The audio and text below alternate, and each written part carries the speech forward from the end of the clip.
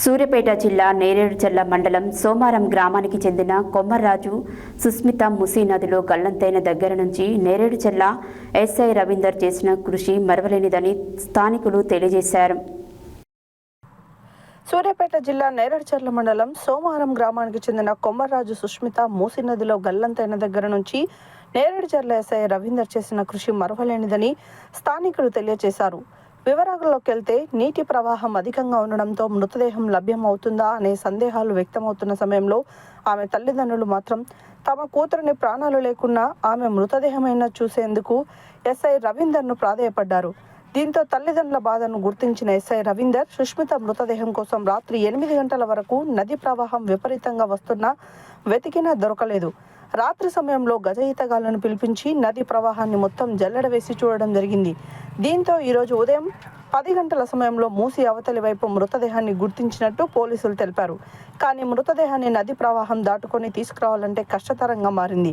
ఏ మాత్రం చిన్న పొరపాటు జరిగిన మృతదేహం మళ్లీ నీటి ప్రవాహంలో కొట్టుకు వెళ్లే అవకాశం ఉండడంతో ఎస్ఐ రవీందర్ తానే స్వయంగా ఈత కొడుతూ అవతల ఒడ్డుకెళ్లి అవతల ఉన్న వ్యక్తుల సాయంతో తెప్పపై ఆ మృతదేహాన్ని తీసుకొని ఒడ్డుకు చేర్చారు.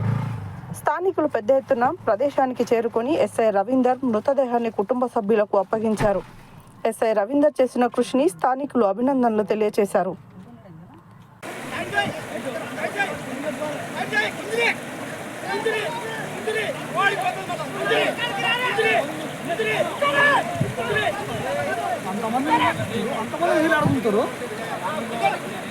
కొంతమంది వీళ్ళు వచ్చేయాలి.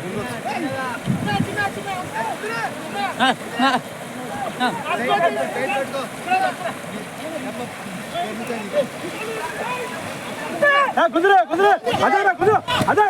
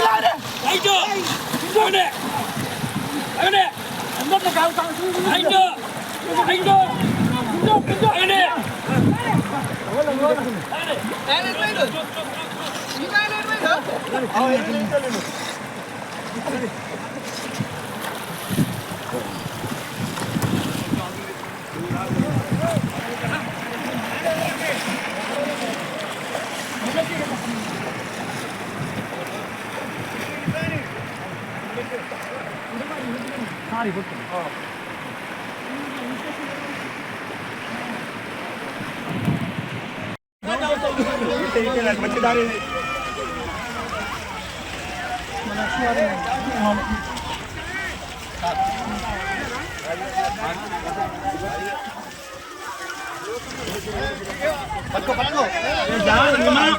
రాళ్ళు ఉంటాయి